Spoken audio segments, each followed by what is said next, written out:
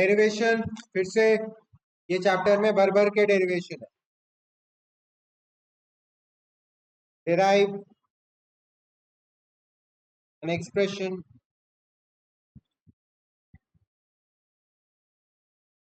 for change in potential energy.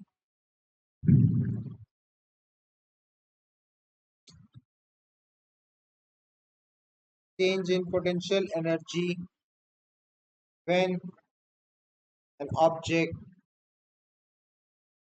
is moved against gravity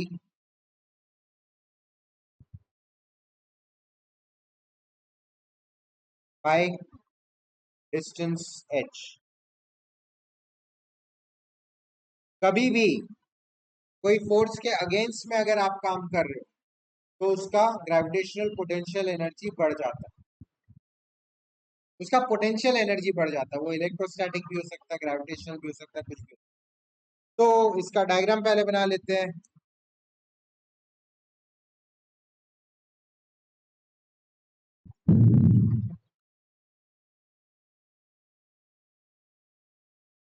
बोला ठीक से नहीं बना.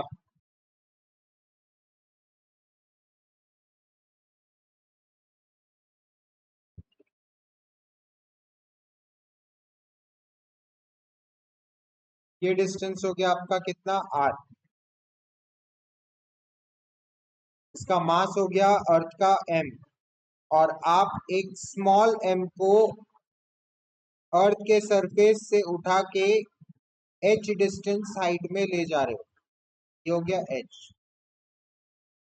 अब आपको फाइंड करना है change in gravitational potential energy कितना होगा इसका. आए समझ में. सरफेस से उठा के h डिस्टेंस तक ले जा रहे हो. चलो तो potential energy u initial potential energy कितना होगा. हम लोग अभी पोटेंशियल एनर्जी का फॉर्मूला किए क्या था. u is equal to minus G M M by R. यही था. तो इनिशियल पोटेंशियल एनर्जी क्या हो जाएगा. Minus G M M by R हो जाएगा. फाइनल कितना हो जाएगा. आपने h डिस्टेंस उठा दिया तो हो जाएगा minus G M M by R plus H हो जाएगा. ये हो गया इनिशियल और फाइनल पोटेंशियल एनर्जी. ठीक है. चेंज इन पोटेंशियल एनर्जी कितना हो जाएगा. फाइनल या डेल्टा यू कर दूं क्या. इसको डेल्टा यू लिख रहा हूँ. U is potential energy. ठीक है. मॉड्यूल में पीई करके दिया हुआ तो one and the same thing. आप डेल्टा पीई भी लिख सकते हो, आपके ऊपर है. तो U F minus U I यही हो जाएगा. तो ये हो जाएगा minus G M M by R plus H minus minus G M M by R. ये हो जाएगा U F minus U I. Minus minus हो गया प्लस. ब्रैकेट खोले तो आप एक काम करो जी एम एम को बाहर निकाल लो. तो अंदर क्या बचेगा. यहाँ बचेगा minus one by R plus H और यहाँ पे बचेगा प्लस वन बाई आर. यही होगा. आर और आर प्लस एच इन दोनों का अगर एलसीएम लोगे तो R into R plus H हो गया. आर प्लस एच से डिवाइड किए आर तो माइनस आर और इसको आर से किए तो प्लस आर प्लस एच. यही हुआ.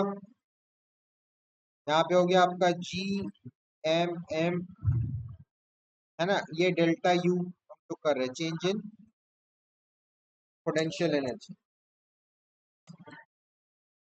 तो यहाँ पे माइनस आर और प्लस आर कट गया तो क्या हो गया. Delta U is equal to G M M H by R plus H. R R ठीक है. आर आर प्लस एच ऐसे ही रखो. यहाँ तक आया समझ में. अब इन दोनों में से अगर मैं आर कॉमन निकालता हूं तो क्या हो जाएगा.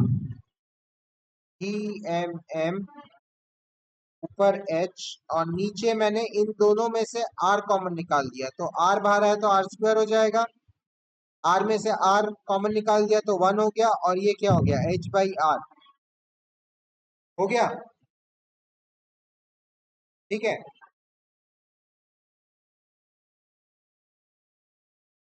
अब we know also gm by r square क्या होता है, एक्सीलरेशन ड्यू टू ग्रेविटी होता है ना। तो मैं इसको कैसे लिख सकता हूँ, delta U is equal to G M by R square, बाहर आ गया कि आर स्क्वायर को मैं बाहर ले आया। यहाँ पे क्या है, स्मॉल m और h, ये दोनों मल्टीप्लाई हो गए, आर स्क्वायर को बाहर ले आया और 1 प्लस एच बाई आर,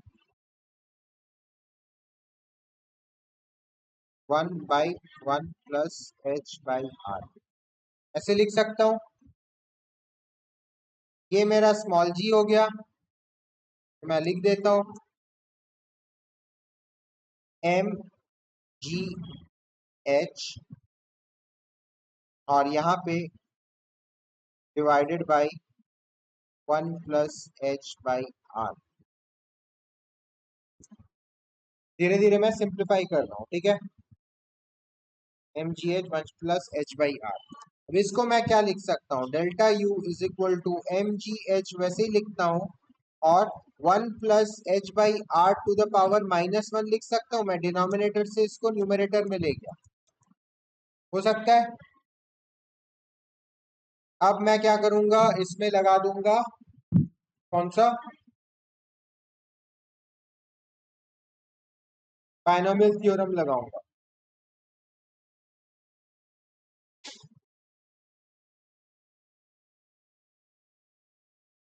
या फिर बायनोमियल थ्योरम लगाने की जरूरत नहीं है, सीधा सीधा ऐसे लिखो, वी नो,